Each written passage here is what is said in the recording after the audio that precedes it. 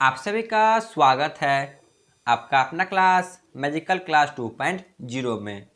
तो आज पढ़ेंगे क्रांतिकारी राष्ट्रवाद आंदोलन।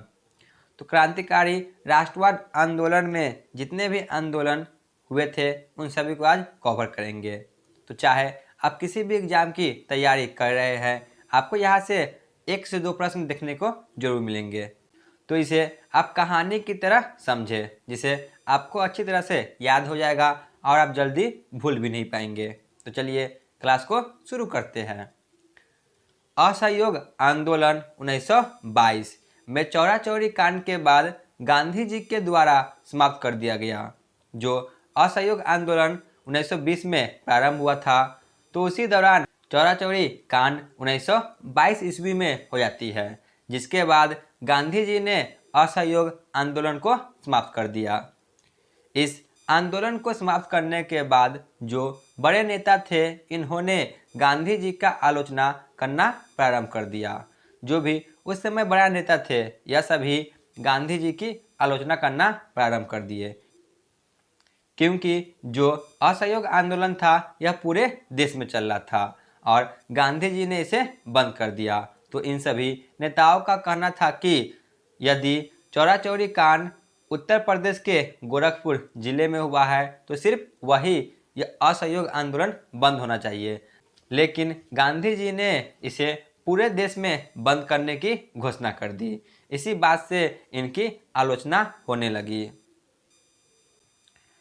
इसके बाद जो राष्ट्रवादी नेता थे वह दो पंक्ति में बट गए। पहले जो उनके समर्थन में थे और दूसरा वह जो उनके समर्थन में नहीं थे। असहयोग आंदोलन को समाप्त करने के बाद जो उस समय राष्ट्रवादी नेता थे, यह दो पंक्ति में बढ़ जाते हैं। एक वह जो गांधी जी के समर्थन में थे और दूसरा वह जो गांधी जी के समर्थन में नहीं थे। जो उग्रवादी नेता थे, यानी कि गर्मपंथी नेता, वह गांधी जी के समर्थन में नहीं थे, इसीलिए यह क्रांतिकारी तरीके से आंदोलन प्रारंभ कर दिए।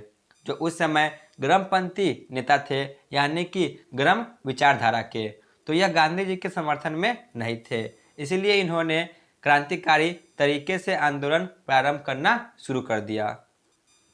तो इसी के बाद एक महत्वपूर्ण संगठन की स्थापना होती है, हिंदुस्तान रिपब्लिक एसोसिएशन, जिसे HRA के नाम से भी जाना आता है। इसकी स्थापना 1924 में सचिंद्र नाथ सालियान के द्वारा किया गया था। इसका मुख्य उद्देश्य क्रांतिकारी आंदोलन को तेजी से आगे बढ़ाने का था। जो हिंदुस्तान रिपब्लिक एसोसिएशन की स्थापना हुई थी, तो इसका मुख्य उद्देश्य क्रांतिकारी आंदोलन को तेजी से बढ़ाने का था। इनमें प्रमुख नेता भगत सिंह, चंद्रशेखर आजाद, अशफाक उल्लाह खान और राम प्रसाद बिस्मिल शामिल थे। ऐसे तो इसमें बहुत सारे नेता शामिल थे, लेकिन प्रमुख चार भगत सिंह, चंद्रशेखर आजाद, अशफाक उल्लाह खान, राम प्रसाद बिस्मिल, ये शामिल थे। काकोरी कांड 9 अगस्त 1925 को होती है। तो चलिए जानते हैं काकोरी कांड क्या था। हिंदुस्तान रिपब्लिक एसोसिएशन के सदस्य ने सहारनपुर से लखनऊ जाती अंग्रेजों के मालगाड़ी को काकोरी नामक स्थान पर लूट लिया, जिसे काकोरी कांड के नाम से जाना आता है।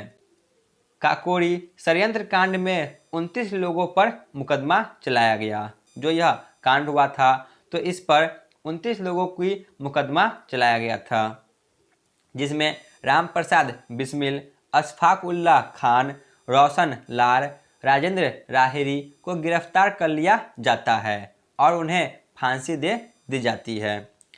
जो रोशन लाल, अशफाक उल्लाह खान, राम प्रसाद बिस्मिल और राजेंद्र राहेरी है, तो इन्हें गिरफ्तार कर लिया जाता है काकोरी कांड षड्यंत्र में और इन्हें फांसी दे दी जाती है। तो इन सभी घटनाओं के बाद जो हिंदुस्तान रिपब्लिक एसोसिएशन संगठन था, यह कमजोर पड़ने लगा। तो इसके बाद हिंदुस्तान सोशलिस्ट रिपब्लिक एसोसिएशन की स्थापना होती है, जिसे HSRA के नाम से जानते हैं। तो इसकी स्थापना 1928 में चंद्रशेखर आज़ाद और भगत सिंह के द्वारा किया गया था। इस संगठन ने बड़े स्तर पर क्रांतिकारी आंदोलन को बढ़ावा देना प्रारंभ कर दिया। जो हिंदुस्तान सोशलिस्ट रिपब्लिक एसोसिएशन है, यह क्रांतिकारी आंदोलन को फिर से बढ़ावा देना प्रारंभ कर दिया। इसके बाद है सैंडर्स की हत्या 1928 में। तो सैंडर्स की हत्या क्यों हुई थी, इनके बारे में पढ़ लेते हैं। इसी समय 1928 में साइमन कमीशन भारत आया था। जो साइमन कमीशन था, यह भारत में संवैधानिक सुधार के लिए आया था। इस कमीशन में सिर्फ 7 अंग्रेज शामिल थे। इसमें एक भी भारतीय शामिल नहीं थे, इसलिए इसे श्वेत कमीशन कहा गया और इसका बहिष्कार किया गया था। ठीक है ना। जो साइमन कमीशन आया था, तो इसमें सिर्फ 7 अंग्रेज शामिल थे, इसमें एक भी भारतीय शामिल नहीं था, जिस कारण इसे श्वेत कमीशन के नाम से जाना गया और इसका बहिष्कार भी किया गया। लाहौर में जब लाला लाजपत राय साइमन कमीशन के विरोध में प्रदर्शन कर रहे थे, तभी सैंडर्स ने उन्हें लाठी से मारा, जिस कारण उनकी मृत्यु हो गई।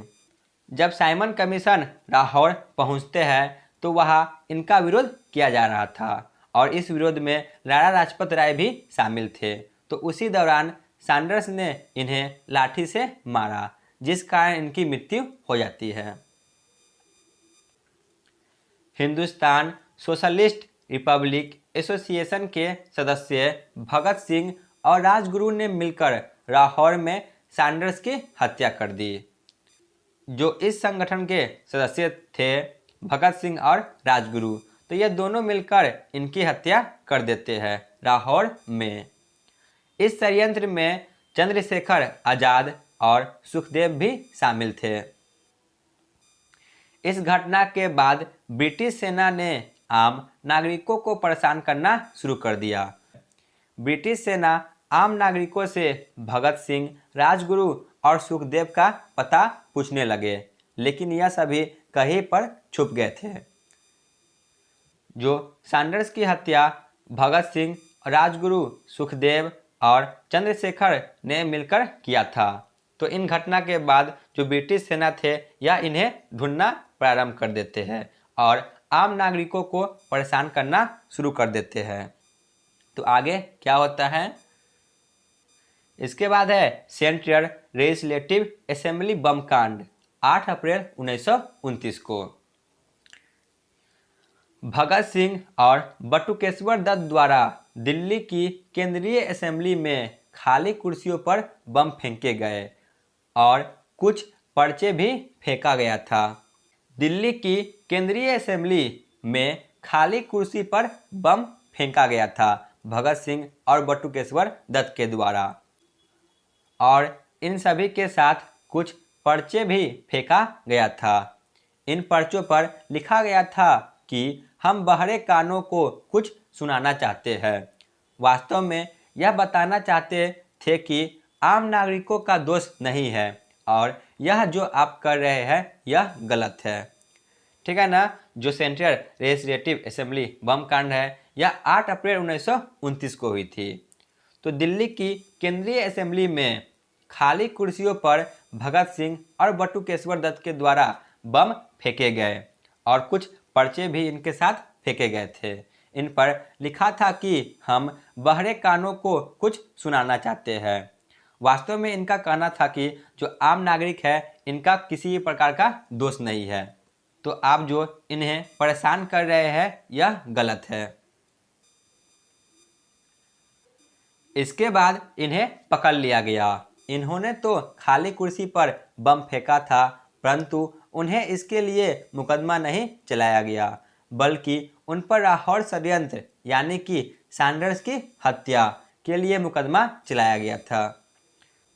इन्होंने तो खाली कुर्सी पर बम फेंका था, परंतु उन्हें इसके लिए मुकदमा नहीं चलाया गया, बल्कि उन पर लाहौर षड्यंत्र सैंडर्स की हत्या के लिए मुकदमा चलाया गया था।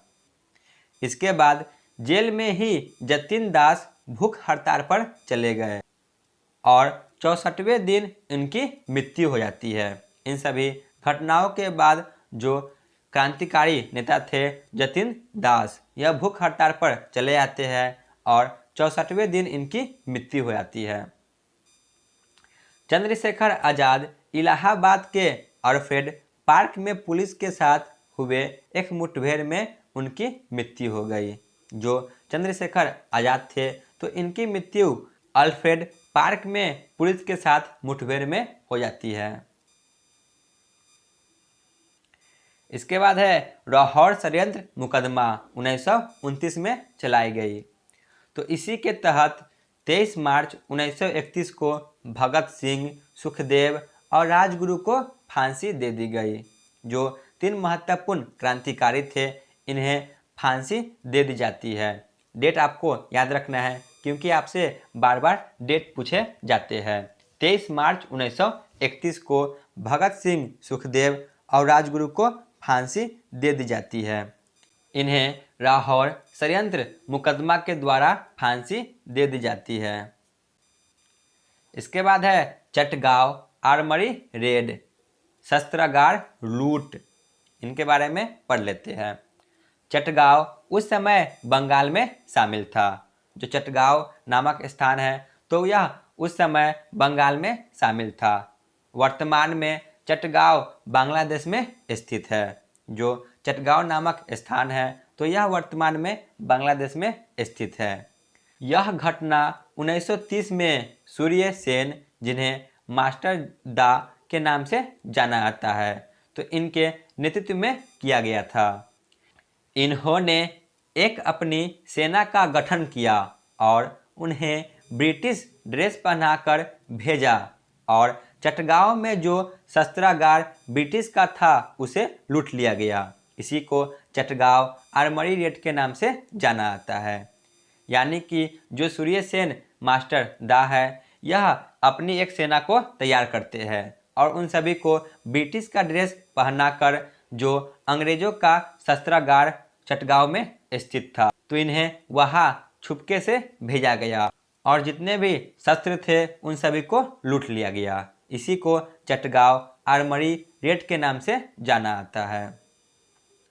तो इन सभी घटनाओं के बाद इन्हें 1933 में गिरफ्तार कर लिया गया और 1934 में इन्हें फांसी दे दी जाती है। नेहरू रिपोर्ट 1928, यह क्या था इनके बारे में पढ़ लेते हैं। 1928 में साइमन कमीशन भारत आया था और इनका बहिष्कार किया जाने लगा। जो साइमन कमीशन आया था यह तो संवैधानिक सुधार के लिए आया था, लेकिन इसमें सिर्फ 7 अंग्रेज शामिल थे, एक भी भारतीय शामिल नहीं थे, जिस कारण इसका बहिष्कार किया जाने लगा। तो ब्रिटिश सरकार ने इन्हें चुनौती दिया कि यदि आप साइमन कमीशन का बहिष्कार कर रहे हैं तो क्या आप खुद से अपनी सुधार व्यवस्था के लिए संविधान को बना सकते हैं। ठीक है ना। जो साइमन कमीशन का बहिष्कार किया जा रहा था तो इन सभी घटनाओं को देखने के बाद ब्रिटिश सरकार ने इन्हें चुनौती दिया कि आप साइमन कमीशन का बहिष्कार कर रहे हैं तो क्या आप खुद से अपनी सुधार व्यवस्था के लिए संविधान बना सकते हैं। तो इस चुनौती को स्वीकार करते हुए मोतीलाल नेहरू के नेतृत्व में नेहरू रिपोर्ट तैयार की गई। इसी को नेहरू रिपोर्ट के नाम से जानी जाती है। ठीक है ना, जो कि एक चुनौती के रूप में स्वीकार किया गया था। इस कमेटी में 9 सदस्यों को रखा गया और ब्रिटिश सरकार को एक रिपोर्ट तैयार करके दिया गया जिसमें डोमिनियन स्टेट की मांग की गई थी। नेहरू रिपोर्ट में पूर्ण स्वराज की मांग नहीं की गई थी बल्कि डोमिनियन स्टेट की मांग की गई थी। जो नेहरू रिपोर्ट था तो इसमें पूर्ण स्वराज की मांग नहीं की गई थी। यही क्वेश्चन आपसे एग्जाम में पूछे जाते हैं। बताइए नेहरू रिपोर्ट में किस चीज़ की मांग की गई थी, तो वह था डोमिनियन स्टेट, न कि पूर्ण स्वराज। ठीक है ना। जो पूर्ण स्वराज की मांग की गई थी यह लाहौर अधिवेशन 1929 में मांग की गई थी। इसके बाद है लाहौर अधिवेशन 1929। इसके बारे में पढ़ लेते हैं। लाहौर अधिवेशन की अध्यक्षता जवाहरलाल नेहरू के द्वारा किया गया था। जो कांग्रेस का लाहौर अधिवेशन 1929 में हुआ था, तो इसकी अध्यक्षता जवाहरलाल नेहरू के द्वारा किया गया। इस अधिवेशन में पूर्ण स्वराज की मांग की गई थी। ठीक है ना, जो लाहौर अधिवेशन है तो इसी में पूर्ण स्वराज की मांग की गई थी। इसी बैठक में यह घोषणा की गई कि 26 जनवरी 1930 को प्रथम स्वतंत्रता दिवस मनाया जाएगा। इसके बाद है लाल कुर्ती आंदोलन। यह आंदोलन भारत के उत्तर पश्चिम क्षेत्र में चल रहा था। जो यह लाल कुर्ती का आंदोलन हुआ था तो यह उत्तर पश्चिम क्षेत्र में घटित हुआ था। 1929-30 में खान अब्दुल गफ्फार खान के नेतृत्व में लाल कुर्ती ड्रेस के द्वारा एक असहयोग आंदोलन प्रारंभ किया गया था। जो लाल कुर्ती आंदोलन है तो इसमें लाल कुर्ती ड्रेस पहनकर असहयोग आंदोलन किया गया था। यह आंदोलन पूरी तरह से गांधी जी की विचारों पर आधारित था, इसलिए खान अब्दुल गफ्फार खान को द्वितीय गांधी और सीमांत गांधी भी कहा जाता है। ठीक है ना, जो खान अब्दुल गफ्फार खान है इन्हें द्वितीय गांधी और सीमांत गांधी के नाम से भी जाना जाता है। तो चलिए जितने भी आंदोलन हुए थे इन सभी को एक स्लाइड में पढ़ लेते हैं, जिससे आपको आसानी से याद हो जाएंगे और रिवीजन भी हो जाएंगे। प्रमुख क्रांतिकारी घटनाएं, वर्ष, स्थान और क्रांतिकारी।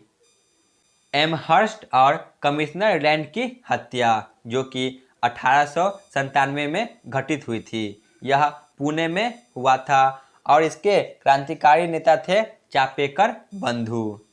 इसके बाद है अलीपुर बम कांड षड्यंत्र, यह 1908 में घटित हुई थी।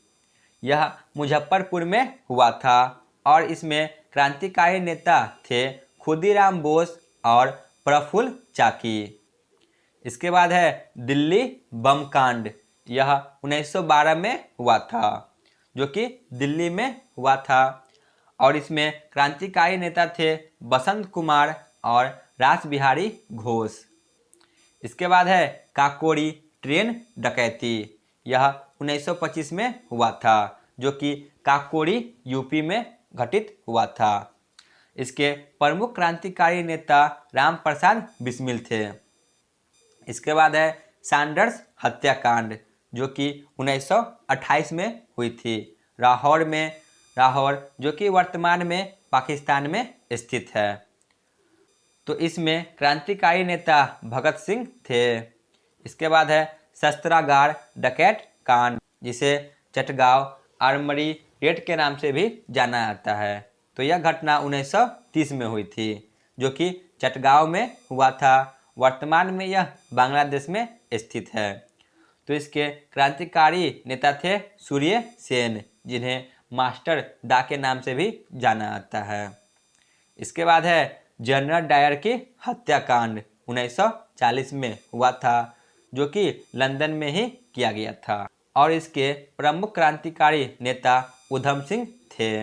इन्हीं के द्वारा जनरल डायर की हत्या 1940 में की गई थी। तो आज का थ्योरी क्लास यहीं पे समाप्त होती है। तो चलिए चलते हैं प्रीवियस ईयर क्वेश्चन पे। पहला प्रश्न है, हिंदुस्तान रिपब्लिक एसोसिएशन का नेतृत्व किसने किया था? ऑप्शन ए सचिंद्रनाथ सालियान ने।